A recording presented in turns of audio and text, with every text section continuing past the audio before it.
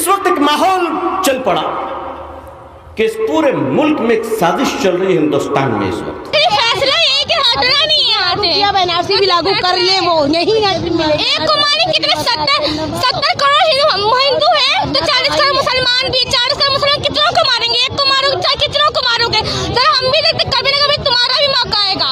जिस दिन तुमसे बड़ा आ गए ना, तो दिन तुम्हें रोड पे लेके पटक के मारेगा, तब तुम्हें समझ में आएगा।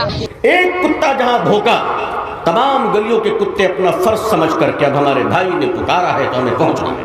आज लोग हमारे पास हो ऑर्गेनाइज्ड, तो हम हिंदुस्तान और नॉर्थ ईस्ट को परमानेंटली कट कर सकते हैं।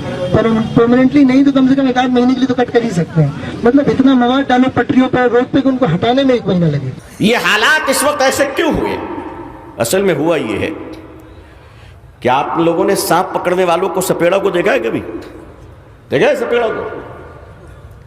सपेड़ा अपनी बांसुरी जब निकालता है और जब बिम बजाता है वो, तो आसपास दरो दीवार, घरों में, झुपड़ियों में, महल में, छत पे जितने सांप छुपे होते हैं सब बाहर निकल आते कि नहीं आते?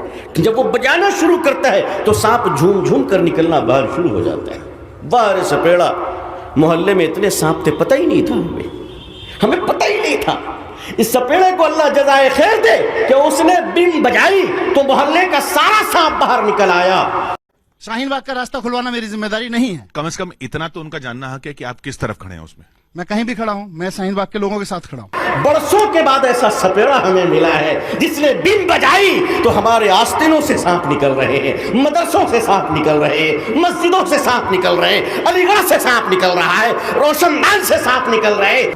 वो हमारे को भगा रहा है, हम भागेंगे नहीं, मोदी को जान से खत्म कर देंगे। नाम ऐसी बदनाम नहीं हो गया है। ये तो बेचारे आ गए, अल्लाह भला करे इनका, इनकी उम्रों में खूब बरकतें अता फरमाए कि साहब इन्होंने बांसुरी ऐसी बजाई कि आस्तीनों के सांप बाहर निकल आए।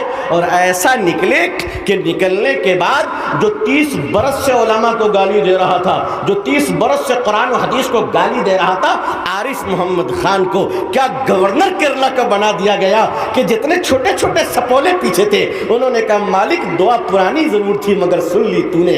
आरिफ जब गवर्नर बन सकता है तो हम क्यों नहीं बन सकते? अब वो सारे के सारे तैयार हो गए। भारत के स्टेट से ज्यादा गवर्नर के कैंडिडेट